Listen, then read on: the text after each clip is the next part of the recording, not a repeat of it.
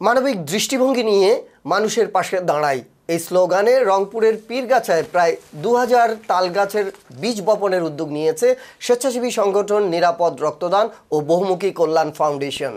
এর অংশ হিসেবে শুক্রবার 3 অক্টোবর উপজেলার পীরগাছা ইউনিয়ন ও তাম্বুলপুর ইউনিয়ন সংযোগ সড়ক মোলগানি ও সিংরিয়ায় এই কর্মসূচির উদ্বোধন করা হয়। এতে উপস্থিত ছিলেন ফাউন্ডেশনের প্রতিষ্ঠাতা চেয়ারম্যান এস.এম. নজরুল ইসলাম, সদস্য মহিদুল ইসলাম মোহন, গোলাম হাবিব পলাশ, শাহিন আলম, রিপন মিয়া, শাহজালাল, আসাদুজ্জামান রানা, মোশাররফ হোসেন, আমিনুল ইসলাম অর্পণ ও আমানুল ইসলাম সহ আরও অনেকে।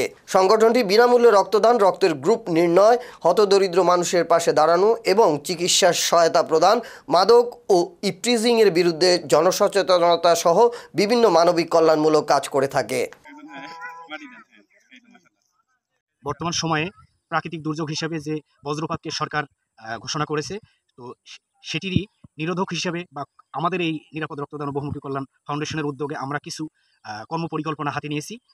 আজকে আমরা কিছু তালের চারা রোপণ করতেছি এবং আমরা এই বছরে আমাদের 1.5 থেকে 2,000 তালের চারা পীরগাছার বিভিন্ন ইউনিয়ন এবং বিভিন্ন রাস্তায় আমরা রোপণ করার উদ্যোগ গ্রহণ করেছি। বাংলাদেশ সরকার বজ্রপাতকে প্রাকৃতিক দুর্যোগ ঘোষণা করছে। তো সেই প্রাকৃতিক দুর্যোগ মোকাবেলার জন্য তালগাছের বিশেষ একটা ভূমিকা আছে।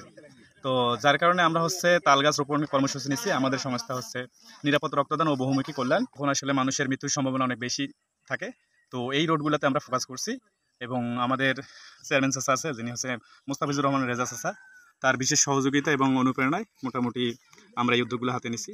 এবং আমরা ভবিষ্যতে এইরকম যেগুলো রোড আছে, ঠিক আছে, যেখানে আসলে বজ্রপাত ইফেক্ট বা বজ্রপাত পড়ার সম্ভাবনা বেশি এবং মানুষের ক্ষতি হওয়ার সম্ভাবনা আছে জানমালের, সেই জায়গাগুলো আমরা ফোকাস করে আমাদের এই কার্যক্রম আমরা অব্যাহত রাখবো এবং আমরা আমাদের কার্যক্রম চালাচ্ছি।